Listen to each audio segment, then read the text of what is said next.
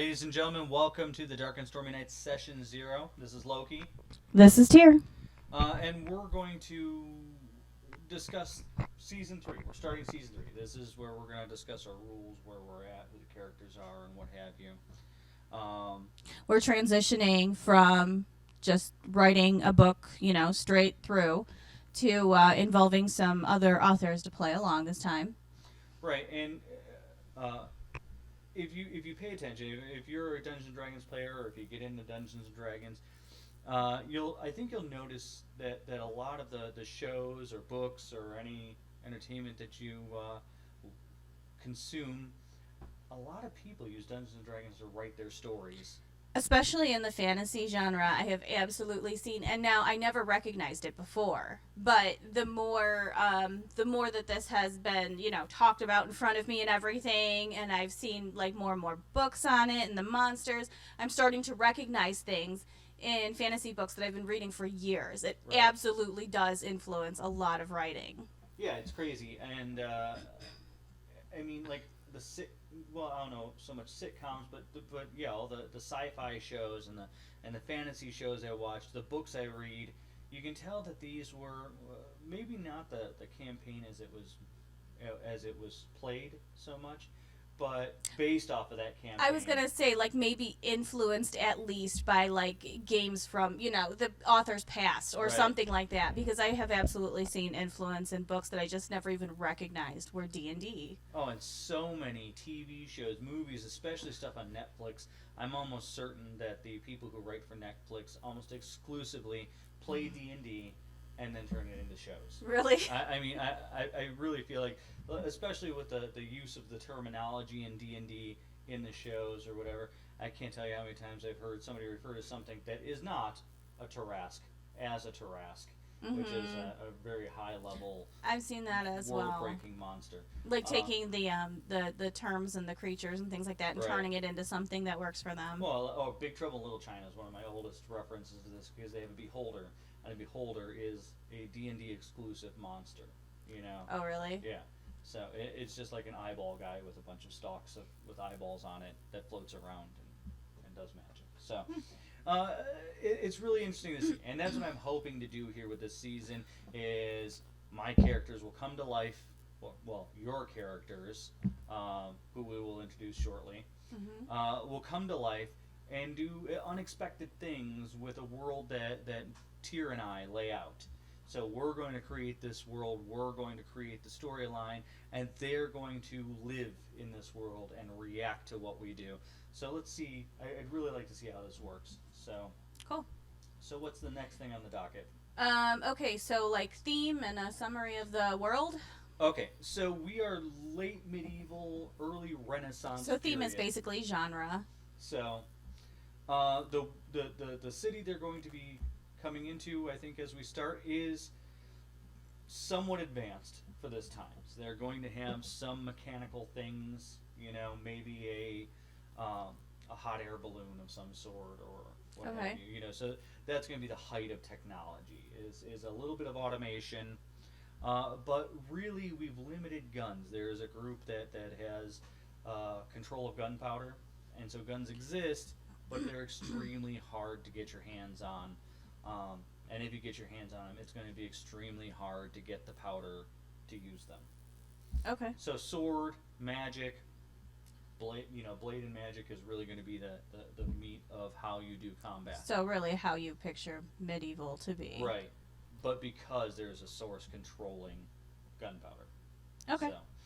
So, but yes, late medieval, early Renaissance period, enormous city. This city went at what we call swell, which is as the boats come in, is roughly 3 million residents, over 750,000 structures in the city with multiple layers, including like an aqueduct system and culverts and drainage system and everything like that.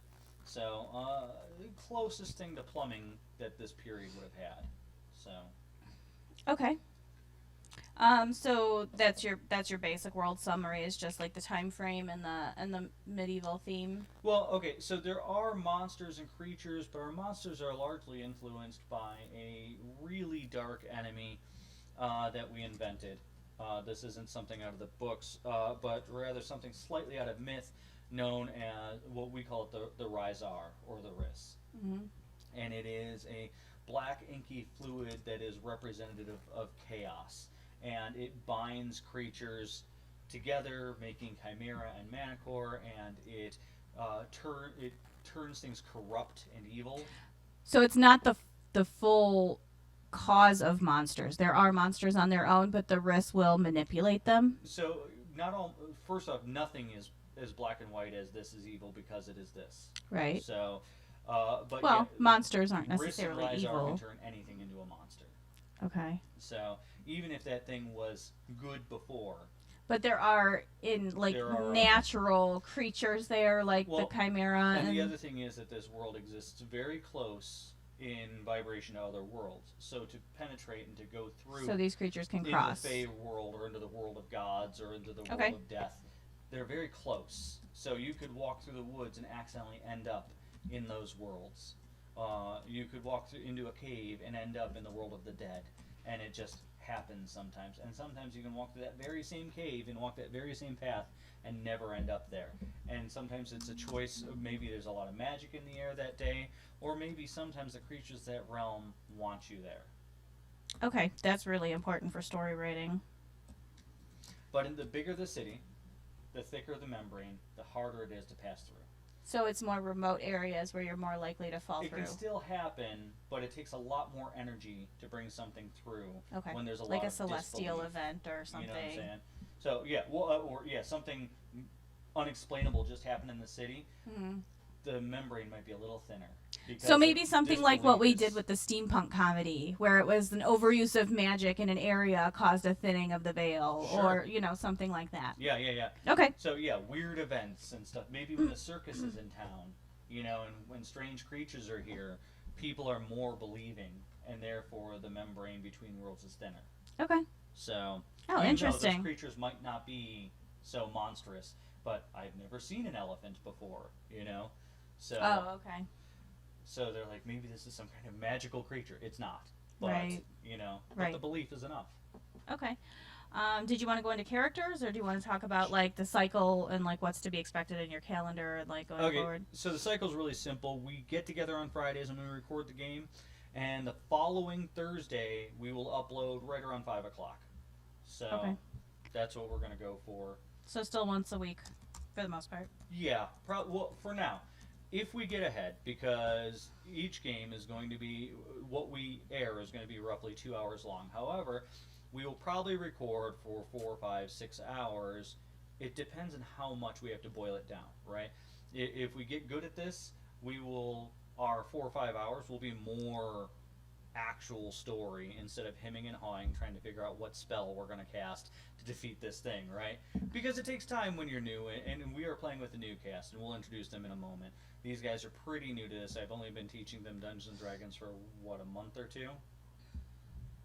We've been playing since, Is it 3 months? I think 3 months. Okay. They're still new, though. They're still learning this. So, as we get better, more and more of that 4, 5, 6 hours will be usable game time. And as that happens, we may start posting twice a week. To, make that up. So... Okay. But, do we want to get into the everybody? characters? Okay, so as you know, I'm Loki, and this is Tyr. And Hello. we will go. Let's go right on to Tyr is- Potato. Tell us your character and his name and whatnot. Tell us who you are, too. Hi, my name is Potato. Or at least that's what I go off online. I think they know that your name's not really Potato. Continue. She really named him Potato. It's believable. Okay, character name? What type of character? My character is a human war cleric known as Pris Kaymore, who originated from the wilds near a country named Leiden. Anything else I should? Anything special about him? Does he, do you have anything you want to, what is his thing? Does he have a thing? Does he have a rally cry? Or what is his favorite thing to do? Does he do macrame? Anything special about him at all? Knit sweaters for zombies? I mean, he could end up doing that at some point. Yeah. I'm not Item doubt armor? it. No. Don't make fun of my name. Does he Very plan? sensitive. Maybe he plans to raise a bunch of undead so that they can start a boy band. It's a potential. Yeah. Work in progress. So he is a war cleric, and in our world, the god of war is known as Servek. And Servek, so like I said, there is no real black and white in our world other than the Riss is what we would know as evil. Really, it's chaos. But the war god Servek is probably seen as a bad guy to a lot of people because he is the cause of a lot of death. However, most warriors ask for Servek's help going into battle. So, and they see it as an honor thing, really. And those who died good, who died a good death, like the Vikings believed, or what have you, dying in battle, will go to his Elysian field like hell, right? It's technically, they go to glory every day and fight, and then at the end of the day, they eat and drink and, enjoy their lives. However, Servek's realm is still packed with the dishonored, who died dishonorably, running away from things. Betraying or something like Right. that. And the Benedict Arnolds or what have you. Okay. And they are tortured for eternity and turned into these demon things. Now, one of Pris's functions will be to hunt these demons that escape hell. Oh, So interesting. They, when the punished dead become twisted over time and corrupted, and they will try to get out because they don't want to be tortured for eternity, of course. So he's pretty badass for a human. So yeah, he lays down the pain. So Cool. Okay. Okay, my turn. Hello everyone. I'm Alyssa, and I'm going to be playing. My character is named Blythe, and she is a dark elf bard. in our world, they're known as the Dusk Elf. Yes. They are a nocturnal elf race with dark gray, charcoal gray skin. Go ahead. Yep. Sorry. And What does she do? well, she's a bard. She sings like lots of songs. Loves to travel. What type of Likes long instrument do you have? walks on the beach. No.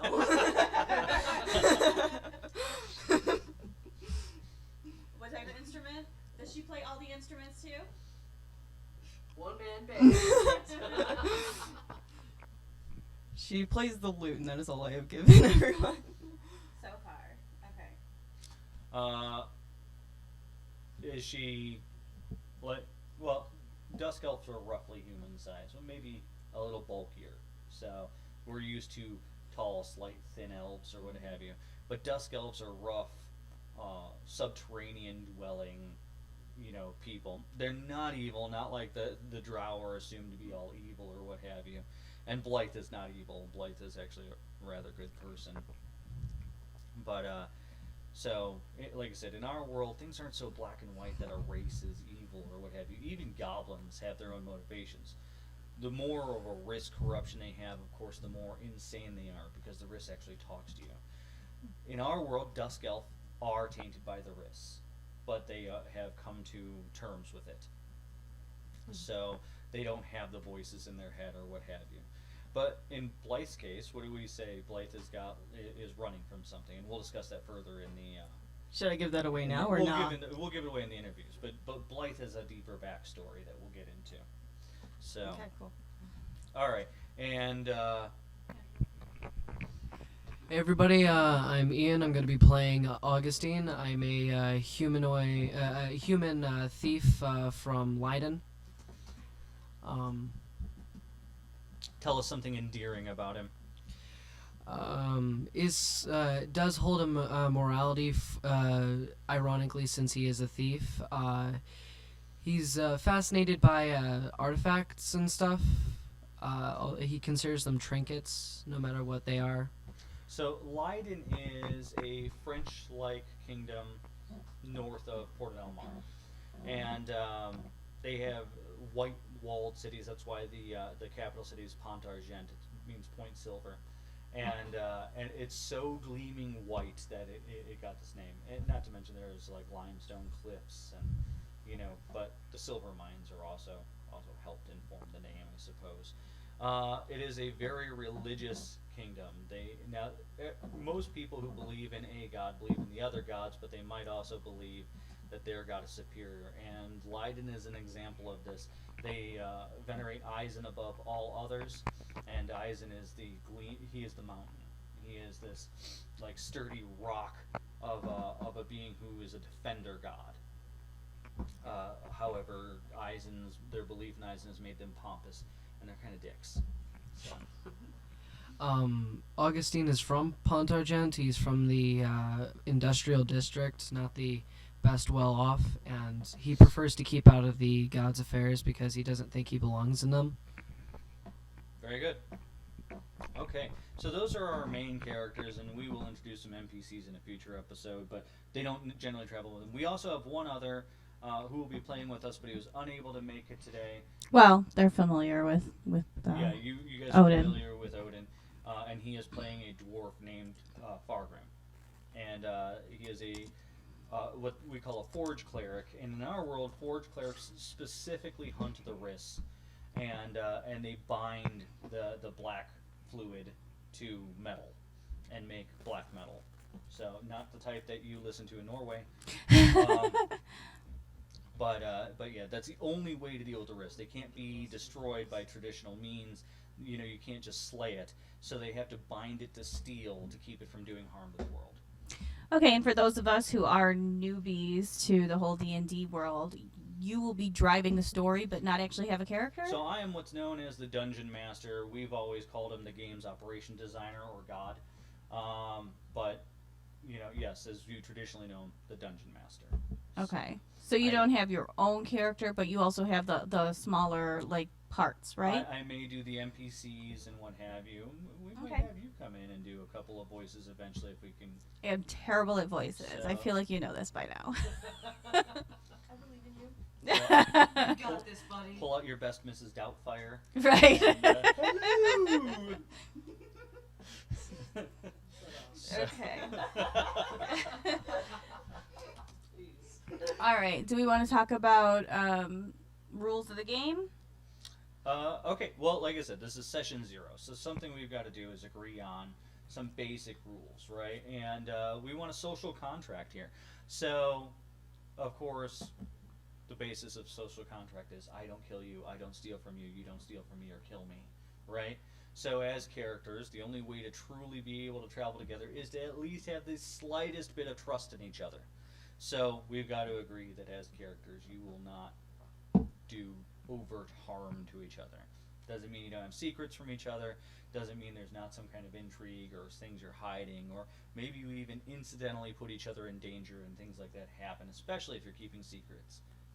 That's one Can thing. they betray each other, or does it really not work that way? Well, if you do, be prepared for the fact that you may have erased your character from the game, as if the party can't trust you, it's only a matter of time before you're expelled from the party. And So there's a certain amount of camaraderie to be expected.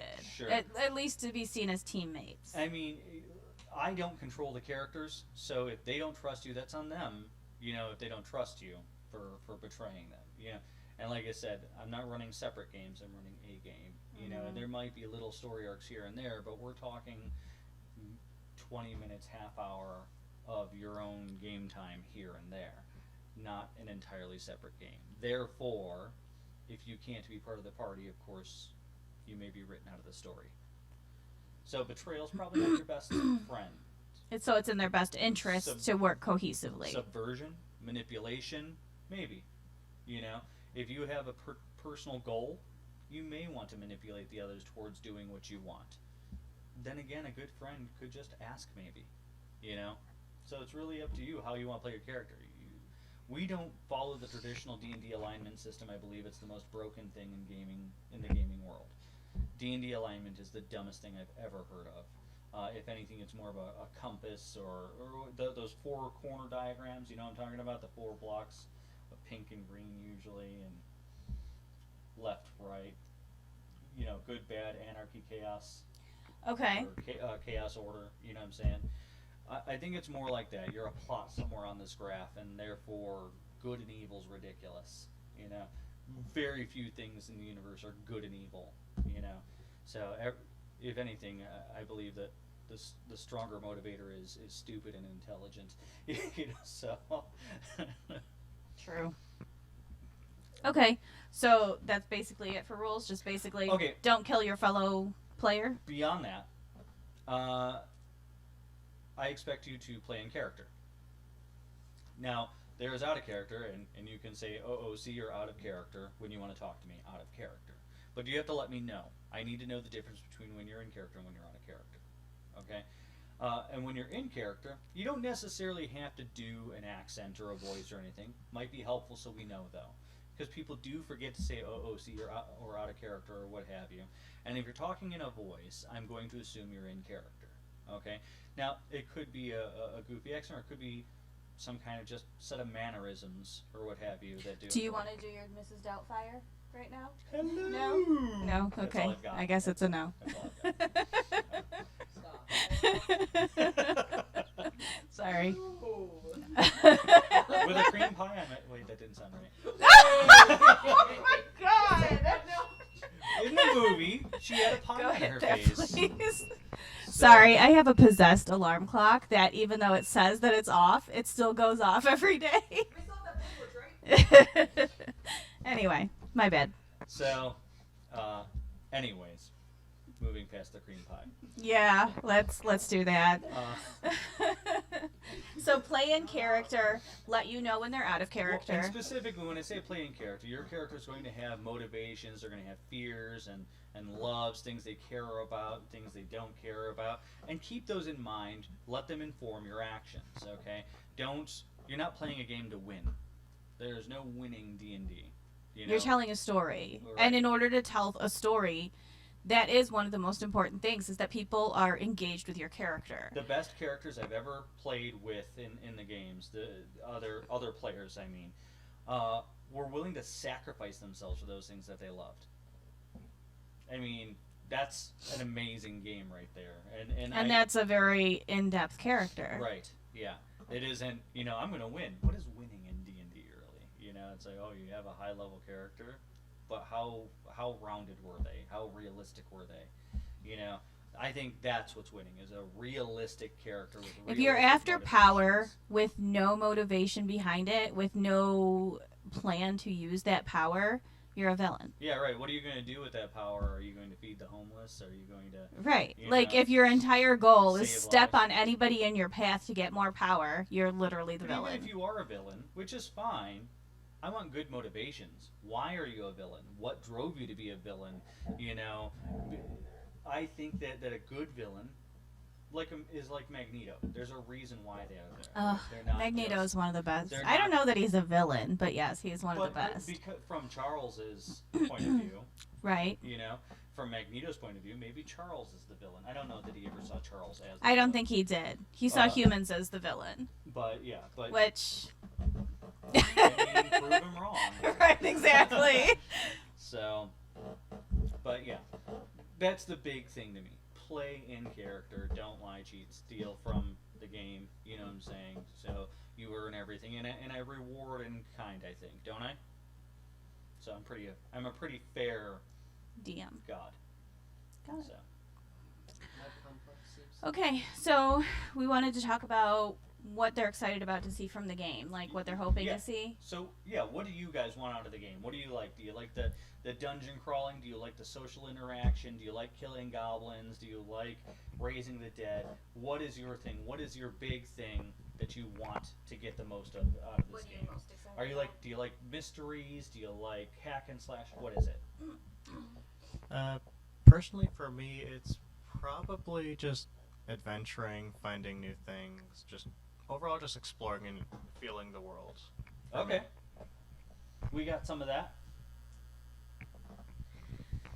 For me, that would probably be combat, because that's what I'm used to.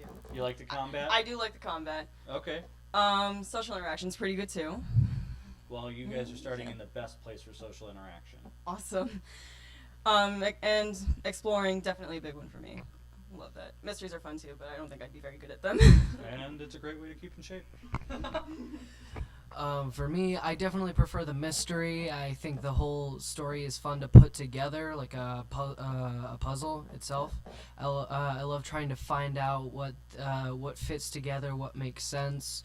Try and figure out what just happened, kind of thing. Okay. Okay. And then last is going to be, where do we start? Okay, so we are starting in the biggest city in the world, Porta del Mar. And it is a port town in a Latin-type community with, at what we call swell, is when all the boats are in and people are ashore, about 3 million people. Roughly 750,000 to 1 million buildings. So a busy place. Yeah, it is enormous. It's got multiple layers to it. Including like a water cistern system and a sewage treatment system and what have you. And then there are the ships. There's roughly, between 25 and 50 ships in the near area at any given time. So, and then the fleet is almost never in. So their fleet is always docked somewhere else so that attacking Porta del Mar doesn't destroy them. So they have a large military, but like Rome, the military isn't allowed to operate in the city. It operates outside the city. So, but they have a strong and powerful constabulary. They have what we call wards. There are separate parts of the city. It's broken up into pieces, and each ward has a senator or whatever you want to call them that represents that ward in the council. There is a king, but largely the king only deals with military itself. Instead, the parliament, which is made up of powerful business owners, a representative of all the unions and guilds of Porta del Mar, and then the ward leaders, all the senators of the wards and what have you.